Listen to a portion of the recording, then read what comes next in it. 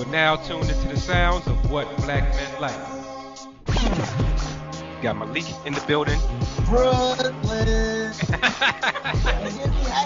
Got Willie P in the building. Don't be scared now. Came up from Alabama. The #1 apex in the world. I know there's something absolutely unique about these guys. Legendary. Y'all know what this is. This is Mr. No Cap. World famous. Look, nobody from Baltimore can offend me. You're now tuned into the sounds of What Black Men Like. Welcome back to What Black Men Like, Black Man's Lifestyle Podcast. This is yours truly, Mr. No Cap. Of course, we got Willie P in the building. We got Malik, a.k.a. the Sophisticated Savage, in the building. And we got Brittany Bronaugh back in the building. And we got a special guest. I'm going to let him come in here and introduce himself, talk about what he does. My man Brandon is in the building. Brandon, can you come in here and introduce yourself real quick? I'm Brandon Bronaugh, the transition expert, CEO of a company called Life Cycle Transitions that has been in business for over 14 years, and we have transitioned over 4,000 people in the past 14 years. Wow. Now, when you say transition, like, what does it mean to transition someone? Good question. I mean, I typically get the call when something happens, something's going to happen, or something needs to happen. So I get the concern call from a loved one that say my mom, my dad, my grandparents are living in a situation and it's untenable. You know, they've been there for a number of years. The house is falling apart. You know, they're suffering from depression. Maybe someone's gotten diagnosed with hoarding, or maybe they've been diagnosed with a terminal illness. So it could be grandma's house. If you're in the Black community, we all know what grandma's house is. That's the center of the family when everyone, you know, is going through some relationship situations, getting out of jail, getting out of something, or trying to get back on their feet. They go to that house. That grandmother could be an auntie, and typically that's the center of the family, that matriarch, patriarch, whatever you want to refer to it. My job as a transition expert is to see how I can keep those houses in the family or transition those individuals. And a lot of it's mentally, physically, emotionally, financially. I mean, I have a team of people that help me do a number of different things. And I also host a TV show called Hoarders. So I mean, a lot of my work manifests itself in the physical, but it's also a lot of psychological and you know, emotional issues and trauma. The house is an interesting thing. I mean, the house is a live organism. It's the one place in your life where you can take off that mask and you can be who you want to be and be who you really are. You know, most of us put a mask on when we go to work, when we go out in the public light. But when we pass that threshold where, you know, we basically disarm ourselves and we sort of go into, you know, living our life. And that house is as a live organism. It responds to you. It responds to your depression. If you're not feeling good, if you don't want to clean up, if you don't want to do this. And after a long period of time, you know, that house, after it's been neglected for so long, you know, my clients find the need to contact me to sort of help them figure out what options to explore, to either decide to stay in the home, get the house back in order, relocate, and start over fresh. So when I say transition company, in essence, this really is transitioning lives.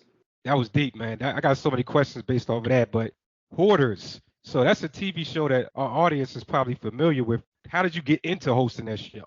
Well, that's a good question. I started a company basically transitioning people in these situations, and Hollywood and the public sort of polarized the situation as just a hoarder. But in my world, it's a lot more deeper. It's a lot more involved. You know, people hoard for a number of different reasons, and a lot of it's trauma. You know, trauma from their childhood, trauma from relationships. I mean, there's, you know, so many different variations of hoarding. Mostly think of it as just being squalor or a person who's just nasty or just don't want to take care of themselves. And I can tell you, after sitting in the living room, thousands and thousands of people, you know, my clients are MIT professors, doctors, lawyers, highly intelligent people that, you know, in some shape or form just sort of fell on hard time and sort of lost their way. But as far as how I got on the show, I've been on the show now a year, and I was approached with the show about a year and a half ago because I was, you know, working with a number of different partners on the show, and they seen our work and they had, been contacting me to do some work. But to be honest, I never really watched the show. I never really wanted to watch it because it was too close to home. If you talk to anybody that's in law enforcement, the last thing they want to do when they go home is go watch Cops because it's too close to, work, and they're trying to sort of check out. So I avoided the show. I avoided working with the show. And then, the opportunity came and they allowed me to be me and sort of talk about our services and introduce myself as a transition expert, which goes a lot more deeper than just, a typical hoard. It was a great opportunity, and the show's been really great to me.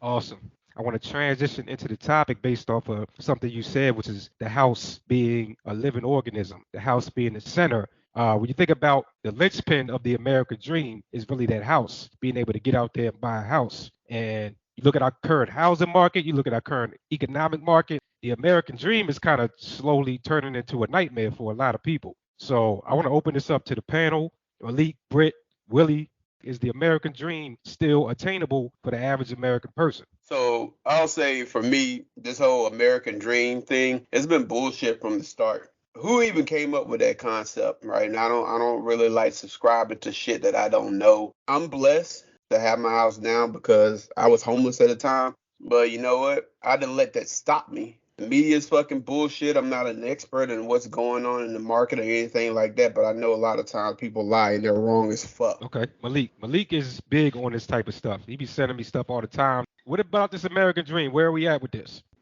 I appreciate the question, Mr. No Cap. I think America reign on top is coming to an end, but I think the American dream is still alive and well. I think the whole premise of the American dream is to be able to start from zero and become self-made, whether it's a self-made millionaire or self-made billionaires. A lot of people leave, they break their necks from these other countries that are, becoming prominent now, even Russia or China. They come to America and they end up enriching themselves so much so that they bring they send for their loved ones to come over here and put them in school, and they start their own businesses. But I think it is coming to an end, but we can still make money here, and we're still going to be alive and well, kicking and screaming for the next hundreds and hundreds of years to come. So, Brittany, do you have any nervousness about what's going on in the world right now, or how do you feel? I mean, I'm definitely worried about this digital dollar and how that's about to affect the economy, but I believe that the American dream is still existent, all the way down to, these YouTubers and these TikTokers making a way, with whatever talent that they have. So, it's about the fact that we all have opportunity to use our different talents and our different skills to, become successful. And piggybacking off of Malik, just in my work field alone, I have people who are coming from other countries and, loving it. Like, they're still able to say how they can still see the hope that's in this country. They can see, the goodness in the people. And then they, of course, are still able to pay to live here and then also feed their families at home with that same paycheck, just based on, the difference between the American dollar and, the dollar at their home. So things like that definitely, I believe, still exist. Is it equal? Not at all. Now, just bringing it back to Brandon, when I look at your story, kind of movement that you started, to me, that's kind of a dream come true. Do you feel like your life story has been an example of the American dream? Yeah, I mean, the idea of the American dream is it's a catch-pin for movies. I mean, it sounds good in theory, but in principle, that changes. It changes every day. I mean, getting a house is more and more complicated. Keeping a house is even more complicated. The American dollar is being devalued, and we're always trying to figure out what the next move is. You look at the movie industry as a whole. I mean, it used to be you can go to the movies. Nowadays, when you look at trying to watch a movie, you got to go through 20 different platforms because someone Right. along realized that they wanted to own the content. So television is being completely devoured. Cable's obsolete. The world as we know it is beginning to change, and it's changing for the good, I guess. Who knows? I mean, look at AI technology and where it's headed and what it's doing. The fact that people are listening to your conversations and now figuring out ways in order to mimic you. I mean, you can go into some of these AI chats and emails, and you can type 3 sentences, 3 words, and get 4 paragraphs. Crazy. Imagine if you had that when you were in college. They got the cheat code these Yeah. days. It's crazy. Yeah, but I mean, you go to the grocery store and you start to see that those lines are starting to be moved into the automated machines where the machines are now checking you out. Technology is surpassing humanity at a rapid rate. And eventually, where do we fit in as a human race? I mean, come on, people. At what point do you think that we're moving into the right direction? Where does technology make you more successful or more wealthy? To me, and we have to be careful. We have to really toe that line and be honest with ourselves. That's called Industry 4.0, which is basically the next phase of the Industrial Revolution, which is going to be taking away all these the jobs where you're working with your hands, and that's going to put a lot of people out of work that don't have certain skills. Yeah. How do we prepare ourselves for that? I mean, everybody on this podcast are entrepreneurs in our own right, but how do we prepare our people for this? Our friends, our families, especially our older family. I appreciate that statement. I think Elon Musk had mentioned it. Eventually, in the far out distant future, we're going to be like the movie Surrogates, where people never leave their house. They just lay down, I guess, live their lives virtually. And Elon Musk, a few months ago, he had an interview. He said AI is going to replace so many jobs that in order for society to thrive, the government is going to have to step in and just give everybody a standard salary, a standard check every month. Like everybody is basically is going to be on welfare, no job. So it's going to be like Saudi Arabia. Exactly. That's where we're moving. I mean, we can't stop AI. We can't stop technology. It's here. AI is a new reality for us. How do we keep our humanity when AI is taking over? I wouldn't hang my head too tough on this AI thing. I would say to people, I would highly advise everybody to pick up a skill set, especially when it comes to information technology or some type of STEM field. I would highly advise that. But I wouldn't hang my head on, AI just being the ultimate future. And I don't think it's going to totally eliminate jobs because you still need the human interaction. You still need the human factor for everything. And then who monitors the AI? The thing that people are talking about, they're talking about how much AI is growing, but no one is talking about the potential for the collapse, right? I wouldn't hang my head on AI being the thing that's going to replace everybody because AI can absolutely be wrong. It's wow. I feel like you just came back from a crypto. 1985. He just came back. Willie, this is 2023. I've had an opportunity to work for large multi-billion-dollar firms that work in the commercial spaces and federal spaces, and they're working on implementing AI in the federal space and in commercial spaces. I mean, it has huge cost benefits. I'm not saying that they're not going to do it. What I'm saying is that no one prepares for the moment that AI fails. That's a good point because if it does collapse, then you're talking about a whole generation of people who have been socialized to rely on AI. On something that just collapsed. So to paraphrase what you're saying, the technology, I mean, none of us have prepared for social media collapsing. Right, exactly. I mean, there's so many people like YouTubers and influencers. Right. I mean, let the internet go down. Then right. What the fuck are we going? We thrown into chaos. If the internet goes down for 15 minutes, the TikTok generation, they don't know what to do. It's like, I don't know what to do with my hands. What do I do? Exactly. The crux of it is everyone on this line is prepared for it. But like Mr. No Cap said, the TikTokers and the generations that come after the TikTokers are growing up in a time where they don't know any other way other than relying on technology. And once that happens, if technology does fail, I mean, they're going to be talking about chaos. You're talking about chaos. It's going to be shit out of luck. But I don't know. I can't say I don't see it happening. But I think we have a lot of people. This is global. So if it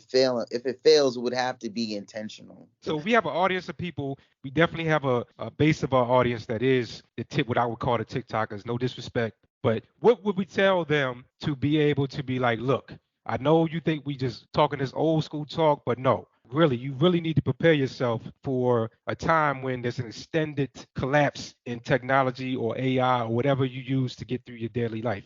What would we tell them to prepare themselves in a real way that they can really get it? I think we would tell them the same thing that our ancestors or parents would tell us 50 years ago when we stopped learning how to hunt or fish. Back 50, 100 years ago, they knew how to do everything without going to the local grocery store. How many of us know how to do any of those things if technology disappeared and we had to farm our lands? Listen, I'm from New York City. I'm He'd be dying dead. on He'd be sight. dead in Look, 5 minutes. The fact of the matter is that we have multiple skills. We're not just in the AI in the future. We had to learn both ways. And I think that's the benefit of these in-between generations. Millennials and previous, we had to learn both ways. Our parents used a typewriter back in the day. I would just want to say, I like that point because I feel like we sound like people that were raised using typewriters saying like, hey, y'all better learn how to use these typewriters because what if that computer go down? Give any kind of insight in the biggest damage and biggest detriment to what AI isn't the lack or the progression of the technology moving us into the new era,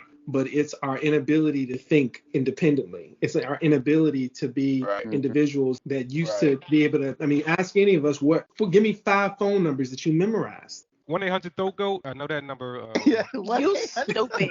Valid point. Let this man finish. Sorry, go ahead. What I'm saying is that AI technology and technology as a whole has allowed us to be less intelligent, less self-reliant, less self-sufficient, and that might be by design. It's absolutely I intentional. think it's an unintended consequence.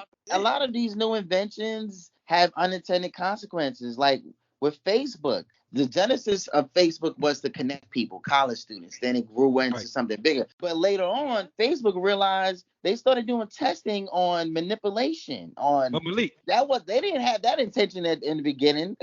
But Malik, thinking about this, you being the government in quotation marks, so you see a tool that's out there that has the ability to manipulate the minds of the masses. What would you do?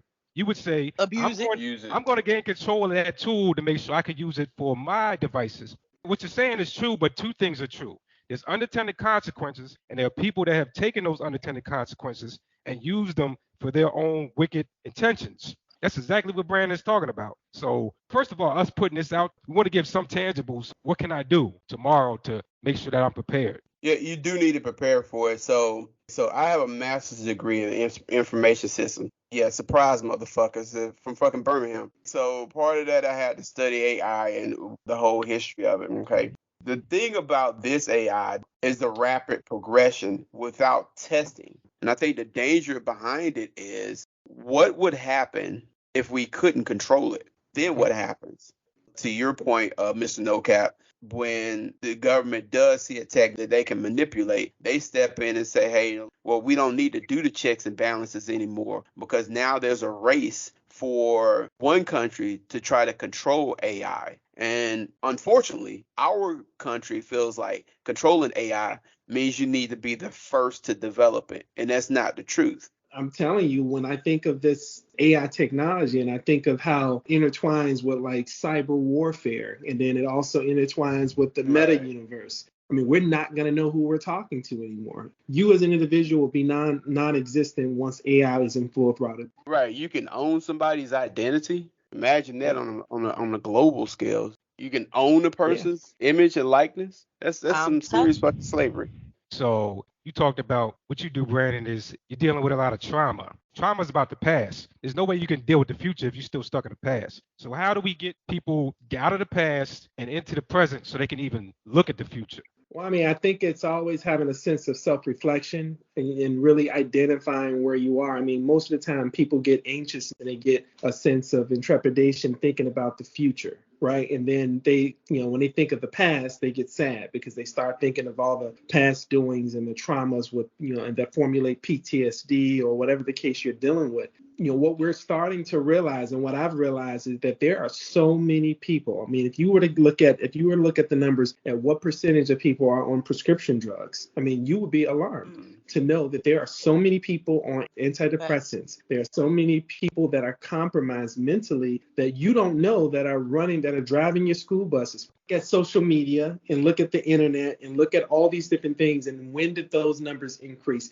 Did they increase with this new wave of social media and all these other things? Because the more interactions that we had one-on-one and talking to each other in person versus in this virtual world where you get hit, and even the attention span, you get hit with a million different things at once and your attention span is like nothing now. Right. Yeah. I'll call it the common crackhead. Because it used to be you would see a crackhead every once in a while, but now you just see them all over the fucking place. They're just common to us. Man, but again, I think it's all by somewhat of a design. And when you look at it from that angle, we're at war with ourselves, basically. We're at war with the world around us. Attention is the new drug. Attention is the Right. new vice. It used to be money, now it's True. attention. So, what are some things you've done personally to recognize, number one, that you are at war? And what are some of your tactics? Like The Art of War is one of my favorite books. What are some of your tools that you've used to navigate this war that we're in?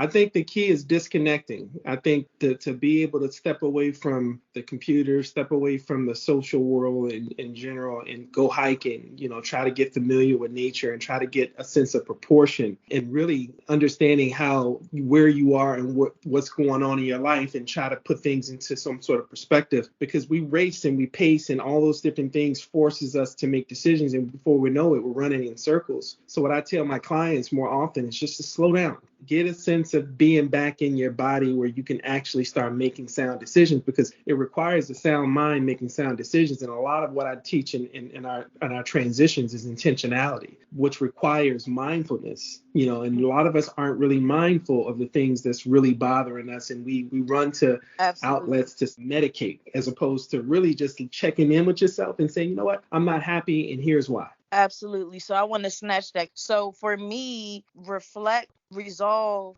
reevaluate, and doing those things, I'm going to encompass everything that you just talked about, Brandon. I'm going to do all of those things because I'm going to look inwards. I'm going to disconnect while I'm reflecting. I can't be all around everyone else in all these different environments. I have to be in my own environment, in my own self, in my own living space.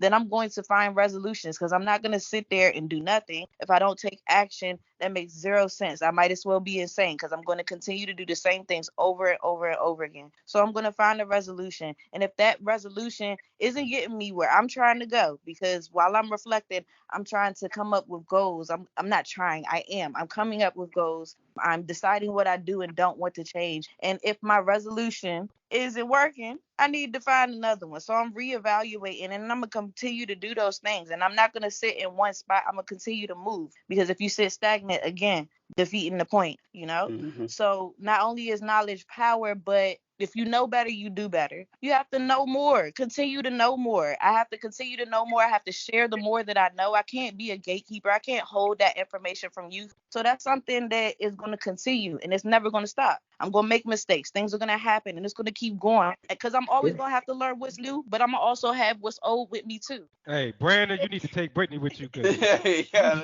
I agree with Brandon said about disconnecting and unplugging. I was just going to piggyback off that. That's key. I try to implement disconnecting and unplugging like at least once a month, like for 7 days or so, just because we get so caught up in a routine that the routine like takes over us and we're on autopilot living our lives, right? So we're talking about being prepared for the demise of war or everything shutting down. If things were to shut down today, would I be able to live without social media? I need to put myself in a space of getting back to the basics, pretty much grounding out, bottoming out, right? So I try to fast 7 days, try to figure out what I like, not do what I like most of the times, and just try to see how my body would adjust and adapt to it. But I think, from a financial aspect, to prepare for the worst case scenario, take care of home. I mean, Brandon, I know when you go into these houses, if you were to ask somebody, in these hoarded homes, what should they have done before they got to that tender age of 85? Their house is all consuming them of all of the items. Declutter your house, right? And also get a gun, get certified in shooting, buy some bullets, I buy agree. as many bullets as you can. I agree. Get some shotguns. Start to buy things that you can barter for, because if everything Yes. were to shut down, money it's not gonna have no value. If you're gonna rob a Yes. bank, you can't go buy anything. You sitting on $100,000 in cash, nobody's gonna accept it. Dollars crash and the cash is no longer valuable. What you gonna do now? What you gonna Right. do? You got a gun. You might have to go Yeah. take something from somebody, right? Protect what's yours or protect what That's you right. have. What's yours? Exactly. So I would say for me, number one, your relationship with God. That trumps everything. After that, increase your relationship with people. If the money does crash and you need this bartering system, then you're going to have to do that through people. You're going to have to know people that you can trust. It doesn't matter what type of technology we have in the world, people always need leadership. If you're not the self-aware type of person, or you're not the person that's willing to lead, then you will always be led by somebody that is willing to lead. That's why you need to increase your knowledge. Well, this game is a global game. So I don't want to get too deep into the weeds, but I will just say that knowledge is absolutely power. And the application of knowledge is how you gain wisdom. But you can't have none of that if you're not centered. And you guys talked about some of the tactics that you use and clear your head, clear your space, clear your mind. Do a fast like once every couple weeks and fast from the bullshit TV, fast from bullshit food, fast from bullshit people, bullshit conversations, fast from anything that's not feeding you healthy nutrition. Turn your Or- phone off once a day for an hour a day.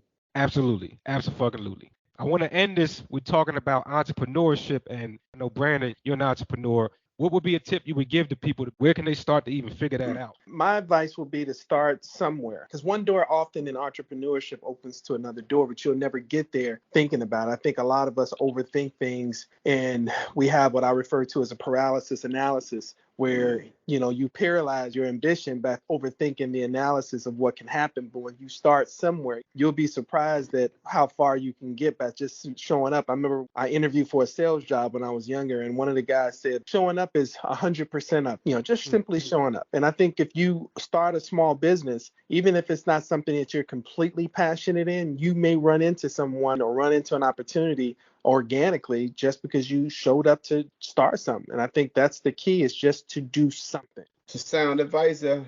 Yeah, that was dope as hell. Yeah, I got so- a question to ask Brandon before he head out, though. Yeah, Sure. go ahead, hit him. What's the wildest transition story or situation you ever had? 'Cause Oh, shit. That's a great question, man.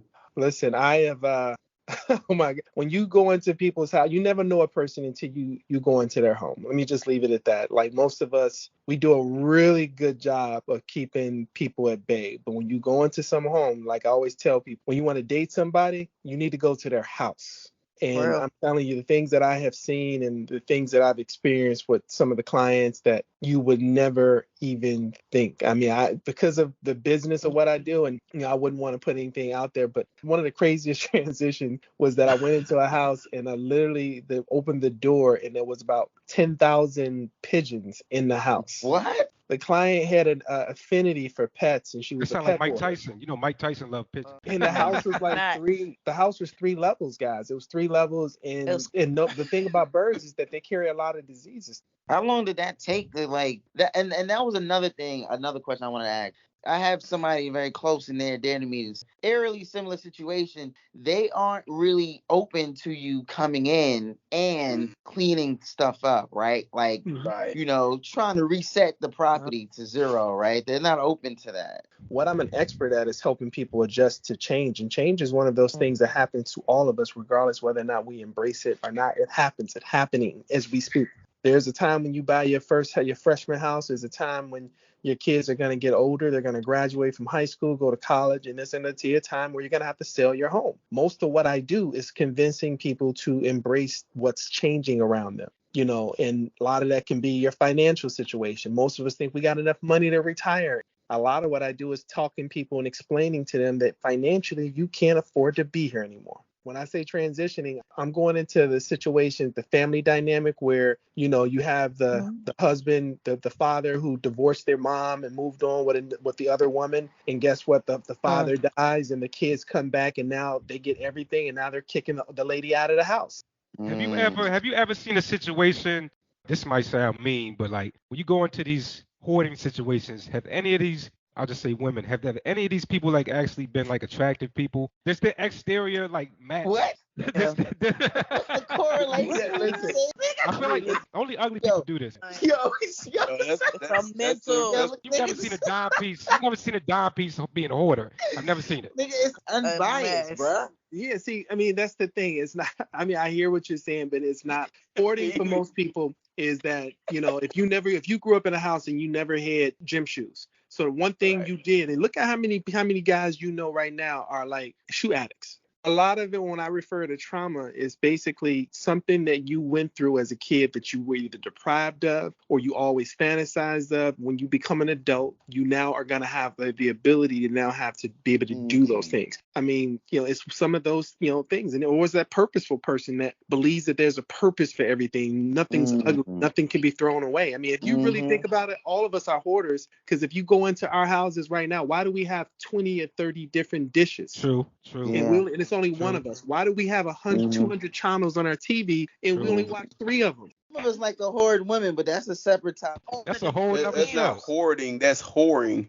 I remember when somebody on here said that they hoard men, right? Who said that? This is Mr. No ridiculous. Cap, do you remember who that was? Brittany Burnham? No, said- not Brittany. Brittany would never do that. Not my Brittany. Never said Not my shit Brittany. like that. My Brittany would never. I can't believe this. Think what Mr. No Cap is talking about. He's not talking about physically ugly, because people can't help how they look. But we're talking about ugly in their mind and their personality. There's something ugly about them that when you go in your house, you're like, oh yeah. Yeah. There's I no get it. correlation, bruh. Get out of here. Stop the I cap, get what you're Malik. saying, Mr. Stop No the Cap. cap, That makes Malik. sense. I see what you're saying. I never thought I'd see the day, Malik. All this cap. You know, Really? you a wild boy, man. You a wild boy. We gotta get Brandon out here. Tell people which channel they can find your show and what your social media and websites are where they can find your services. Oh, thank you. So it's lifecycletransitions.com. We have a podcast called The Transition Expert that you can check out. And then it's also The Hoarders is on A&E. So I mean, if you get a chance to check out some of the episodes, you can check us out there. That's what's up. But just stay tuned to our social media presence. We got a lot of things that we're putting together. In the future, our next move is going to be to create a platform where we now help businesses transition out of their business and help entrepreneurs become business owners. That's You what's know up. what? You talk about solutions. That's a big Yep. solution right there. And I love it, man. And I appreciate you for being on this show. What Black Men Like. We talk about everything, man. Best podcast in the fucking game. We out of here. Thank you guys for having me.